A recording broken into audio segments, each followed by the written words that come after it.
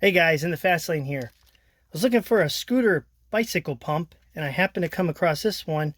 The reason why I chose this one is it has this little hidden extension, goes inside the pump and it doesn't take up much space at all.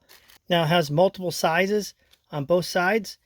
Now with the scooter you have like a bar right here and it's real tough to get in there. You can't really get in with a straight shot.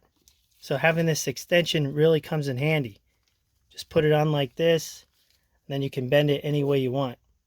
Then once you have the extension on the valve, just go ahead and screw it on the pump. And now you can just pump it up.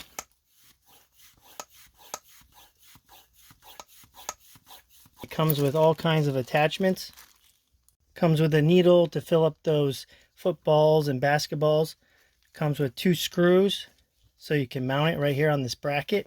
Then you have these 2 little manual air fills where you could just put it into a hole, pump some air into there if you need to. Removing it's simple. You want to remove it from the stem first because there's still pressurized air in there. You want to disengage the Schrader valve. Now you can go ahead and remove it from the pump. Then all you do is flip it around, slide it back in there, screw it down, put the cap back on, cap on this side. There you have it. Real small and convenient.